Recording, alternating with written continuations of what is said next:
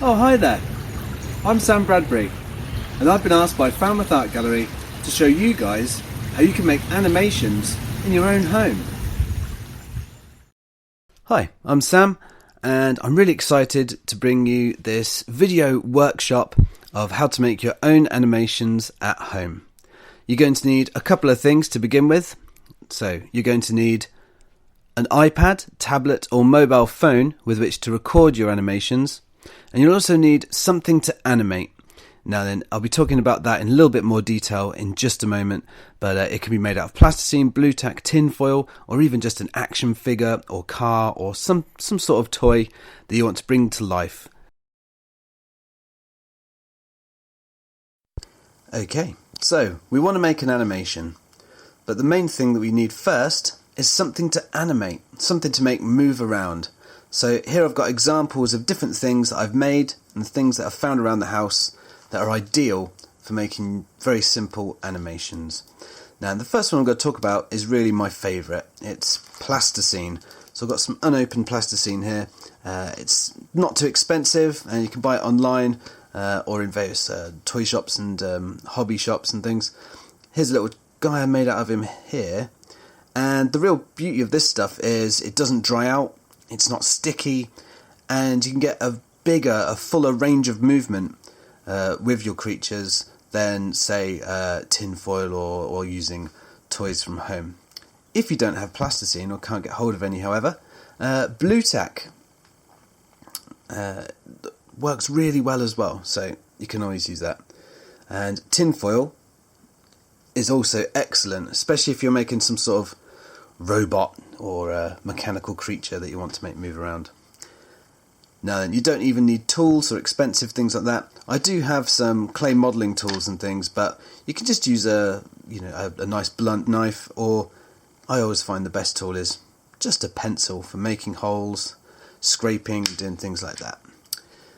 Now then, if you are making your own models, you can also accessorise them. I've used feathers and some little eyeballs here. You can use buttons and all sorts of things to really give your creatures something different, something a little bit more interesting. In the absence of that, however, if you've got toys around the house, cars and things with wheels you can make move around.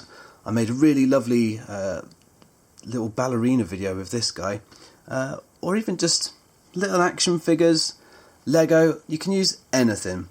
So get creative and go and find some things and make some things, and then we can get started and learn how to make them move. Here's the top tip. When making your creature animated, have a little think beforehand about how it's going to move. Is it going to crawl, slither, walk? And you also have to think about, is it going to fall over easily as you try to animate it? The app we're going to use is called Stop Motion Studio. It's completely free to download and is available on iPhone or iPad at the App Store, or if you go to Google Play Store, you can find it there for any Android phones, Chromebooks and other tablet devices. There are other apps available, but I really enjoyed this one, especially because it's so user-friendly with no techno mumbo jumbo, and of course it doesn't cost a penny. Before you animate, you might want to create an environment or background to set your models in.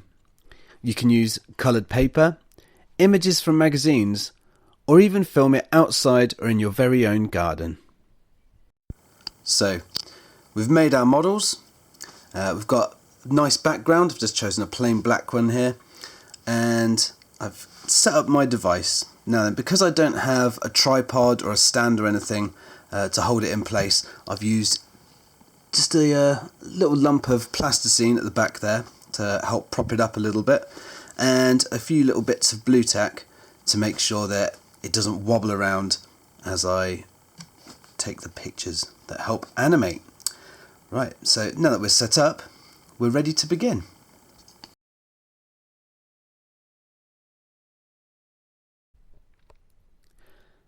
Right, we're ready to animate. To start with, open up your app. Once it's open, click New Movie, and when you've set up your creature in its environment so it's in a decent position to start, you can just start animating. It's very simple. The big red button means that it takes a picture, and all of these pictures put together are going to make our movie. It's important when you move your creature to move it just a very little bit at a time. If you move it too much, it's going to be jumping around your video all over the place and won't look very realistic. So just move it a tiny little bit, take a picture, tiny little bit more, take another picture, and you keep doing this until you've got a final finished video. There's a very, very useful function in stop motion studios called onion skinning. This can be used on the sliding scale on the left. It's used to see your previous picture. This is helpful because it allows you to see what you've done since taking that last picture. It's useful to remind yourself what you've moved so far, and you can easily line up your camera again if you accidentally knock it or if something falls over. You can add sound effects and voiceovers to your animation once they're finished. Simply click the microphone button and press record and give them voices, sound effects, whatever you like. Here's a short video shot as an example that me and my girlfriend Amy put together.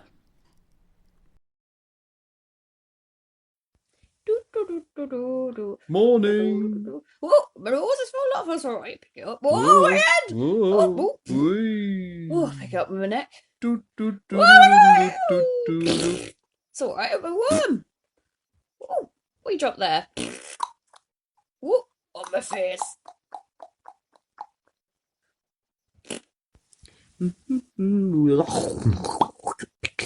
Oh.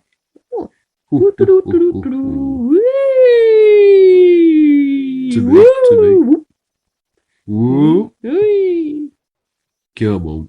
Off we go.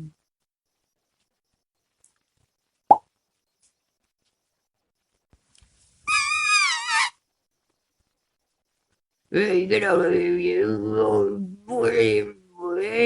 I win. Once you've finished, you can export your videos with the touch of a button and share them with other people. Use your imagination and explore some of the other possibilities with stop frame animation. This video was brought to you by Falmouth Art Gallery. Be sure to follow us on Instagram and Facebook, and check out our website at www.falmouthartgallery.com for more information on workshops, events and exhibitions taking place. Thanks for watching.